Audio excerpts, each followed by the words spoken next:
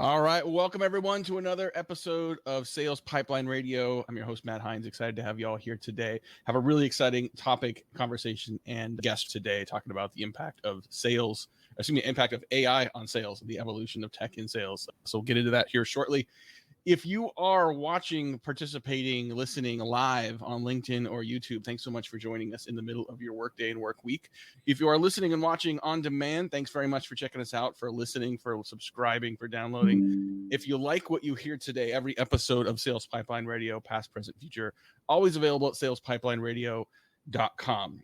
Very excited for our topic today. I was at the Marketing Artificial Intelligence Conference last week in Cleveland. It was 2 days of discussion on the impact AI is already having on marketing in particular, which is just scratching the surface of what is to come. And inherently, we started talking about sort of the broader go-to-market motions as well, the impact on sales, marketing, customer success, account management. So very excited to have with us today Matt Millen. He's the CEO of regie.ai. And so first of all, Matt, thanks very much for taking the time joining us today. Great to be here with you, Matt, and great to see you again, my friend. Absolutely. Well, you have had a front seat to the evolution of technology in sales, given your role at Outreach and elsewhere. So maybe start with a little bit of your background, kind of where you've been, what you've seen, and let's talk about that evolution of how technology has supported, enhanced, accelerated the sales function and impact. Yeah, maybe it goes back too far, Matt. I started selling in 1987. So this is before corporate email. This is before the internet. And I've had a front row seat to the infusion of technology into the selling process. And what you start to see is the problems that technology solves. You also start to see some of the problems technology creates. As you mentioned, I was at Outreach, leading revenue there. And Matt, for the first time in my career at Outreach, content was a problem for the modern sales rep. And what I mean by that, a few things were happening at the same time. One, sales was getting reliant on these templated email sequences to go out. So somebody had to figure out how to write them to drive engagement. And at the same time, personalization was slowing down because we became reliant on templates. That's when we figured out there had to be a better way to engage our prospects and customers. Well, you've been a part of that for a long time. I remember spending a lot of time with you at Outreach, and now excited to see what you guys are doing here today. I love the idea of the problems that tech solves as well as the problems that tech creates. It could similarly be said for artificial intelligence as we start to grapple with what that means in sales and marketing. Obviously, what I see it as a huge opportunity, very exciting. A lot of people are pretty scared about what AI is, what it's going to do.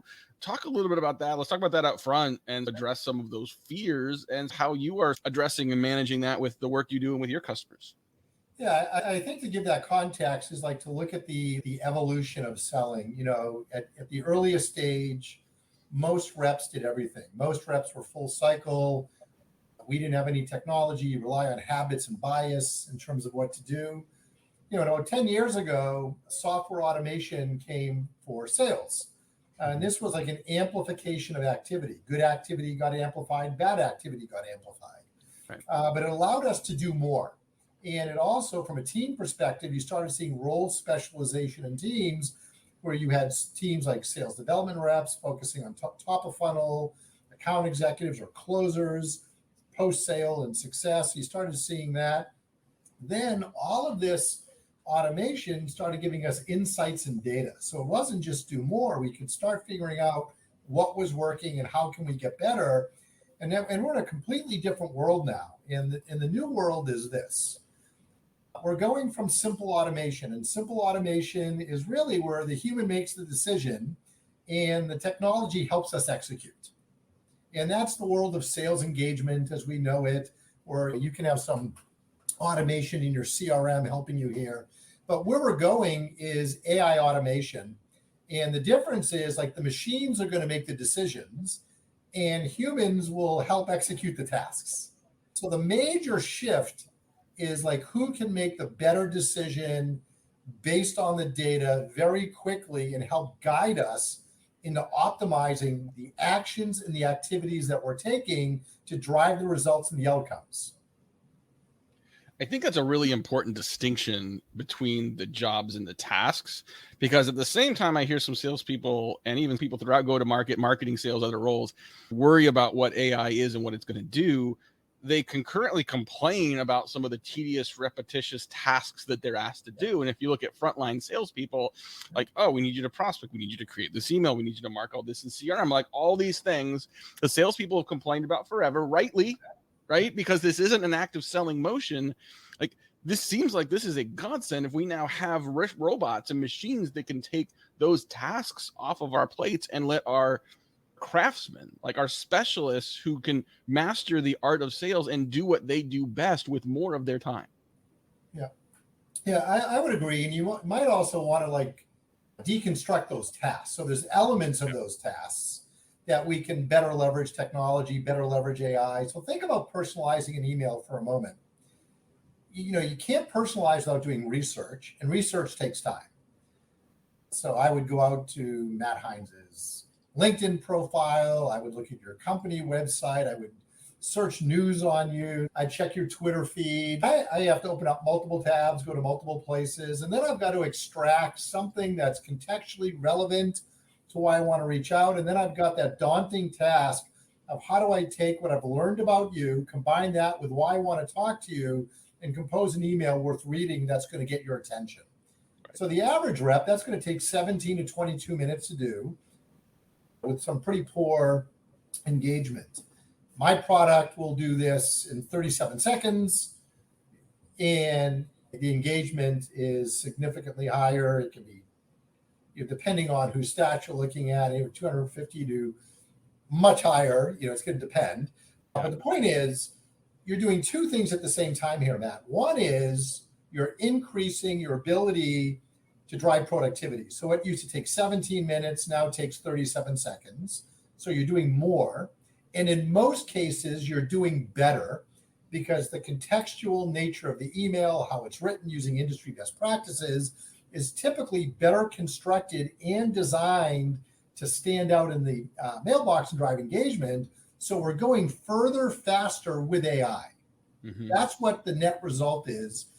So we don't want to be scared of this. What we want to figure out is how do we incorporate this into our workflow to allow us to go further, faster. And that's available today, right now. It certainly is. Talking today on Sales Pipeline Radio with Matt Millen. He's the co-founder and president of regie.ai. To your point, what's available right now, I think it's just scratching the surface of what we're going to see if we have this conversation in a year. If by default, ask AI to do whatever you're trying to do next, a lot of things it's not going to do. But if it can't do it today, put that question on a shelf and wait for ChatGPT 4.5. Wait for DeepMind from Google early next year. Like, the capabilities are going to go crazy. I want to address this from a perspective of change management, right? So we can talk all day long about prospecting, lead response, mid-funnel triggers, customer success impact, all the things. We are asking sales reps to change their behavior. We did this when we asked them to use CRM. We did this when we asked them to start using outreach.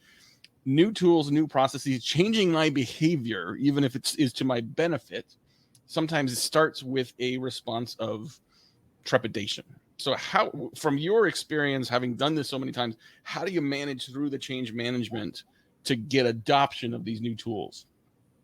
So first of all, it's a very good question. And it's, for some teams more than others, it's a very real problem. Number one, when you talk about like adoption, there's historically low adoption on your CRM. It's not easy to use. It's not fun to use. It's not naturally positioned in your workflow. It's something you have to go do. What Outreach and SalesLoft and others did was it supported your main workflow and it updated the CRM for you, right? So you sat on it for workflow. So one of the things that you see different engagement rates with different software based on how naturally it sits in your workflow. So AI adoption can be hard or easy. Here's 4 things that we've done to drive engagement. Because, you said, hey, run out to chat and do something. We don't think you should run out anywhere. So regie.ai is integrated with your sales engagement platform, your CRM, LinkedIn Navigator, your email inbox. Wherever you as a sales rep are working, you don't have to go anywhere. Reggie's right there as your co-pilot. It's right there. Number 2, it actually knows what you're doing. So it's going to serve up content relevant to the step. You don't have to go prompt it, tell it what you need. Like, Reggie intuitively knows what you need by where you are. Third, is the output then doesn't need any editing or trying to figure out what you got. It's sales ready content that you can just use. You can edit it, but you don't need to. And then fourth, like to support it, your manager needs visibility. Yeah. Your manager needs to be able to coach you and manage you. So we provide a manager dashboard that shows all the personalization, engagement, and what's going on. So you got great content for your Monday morning sales meeting. You can coach your reps one-on-one. So first is you need a product that supports adoption. So it needs to be enterprise grade. It needs to understand. And then quite frankly, it needs to be three things. It needs to be easy.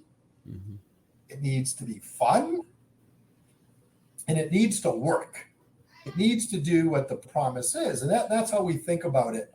So we sit in the workflow. And quite frankly, if the manager's saying, Matt, I need you to personalize 17 emails a day, the average email takes you 20 minutes, there's no way. And now you can do it. So it's training. Now, there are situations where teams still don't want to adopt the technology. You know, we've got the ability to basically do the personalization that the reps, whether they want to do it or not, we serve it up, and then we can just send them out automatically. So we got the ability now to be a co-pilot with a rep or an autopilot for the rep. We tend to think about technology, especially frontline tech tools like this, as primarily impacting your BDRs, your sales reps, your AEs. Can you talk about why this is so beneficial to sales managers, right? Not just in terms of sort of the visibility into what's happening, but one of the biggest complaints I hear from sales managers is they spend too much time in spreadsheets and reports and not enough time coaching, right? Not enough time serving as a coach to their reps and to their teams. It seems to me that with the automation of more of these tasks, it allows the managers to do a better job of coaching performance and skill sets among their teams as well. Yeah, like you're 100% right. The managers want to be better managers. They want to be better coaches. But I think managers have these fundamental challenges in sales. And I would say all of us do. Challenge number one, you want your reps to be busier. That means doing the right things more often. Mm-hmm. Number two, managers want more of their team winning. You want better participation, more reps actually contributing to the success. And three, managers want to know what's going on. Those are the three things that most managers in sales are looking for. Be busier, hit your number, and I need visibility so I know where to dive in and help you. And right. AI can help that. AI can help the activity levels, doing more of the right things quickly. By that, more reps will ultimately be effective and successful in their role, and better instrumentation of the process allows them to understand very quickly what's going well and what isn't, so they know where to go in and where to be a great coach, where to be a great manager. I've been told that the role of the BDR is going extinct. That the function of the BDR is becoming irrelevant in the sales process, and that AI is going to take over that job and do it on behalf of humans. Go. So first of all, it's one of the best debates on LinkedIn. I think role specialization makes sense on certain sales cycles with certain products that have enough value to justify the way that they're creating that division of labor. Other sales cycles are maybe better tuned for a full cycle in the rapidity of the actual sales process. I don't think there'll be one or the other. I think not one will dominate. It'll depend. Mm-hmm. That being said, AI can help regardless of how you've structured your team, how you've structured your buyer's experience with you. But it's an interesting debate on LinkedIn and other places. I had this discussion last week, the marketing context, and separating the idea of sort of jobs and tasks. If you ask a marketer what they did in the 1960s, that would be a very different looking job than what they did 40 years later when the internet showed up, let alone what's happening now 20 plus years later, right? I remember my dad did marketing for Caterpillar Tractor. And I literally one day said, like, well, I can't imagine doing my job without a computer. How did you do your job? He said, there was no concept of a computer. We did it differently. The job and need and the role persists. Yeah. And I think that we continue to see technology for years, right, have been improving our ability, has been giving us tools to do our job better. Tools and tasks are different than the job at hand. Maybe someday robots are going to sell to robots, but we are social people that like talking to other humans. And I think that human touch, that art, that craftsmanship that goes along with that, that can be enhanced with technology, that can be supported and augmented with the right tools. So let people do what people do best. I think other people respond to that well. 100%. All right. Well, that's about all the time we have today. Matt Millen, president of regie.ai. Thank you very much. It's great to see you again. Great to hear that you guys are doing well. Hi to Nina and the whole team over there. You guys have built a real dream team on your exec team as well. So glad to hear you're doing well and good to see you. Cheers, my friend. Awesome. Thanks you so much to Matt. Thank you to everyone for joining us today. We'll be back here next week, every week, 11:30 Pacific. Thanks for watching. This has been another episode of Sales Pipeline Radio. Take care.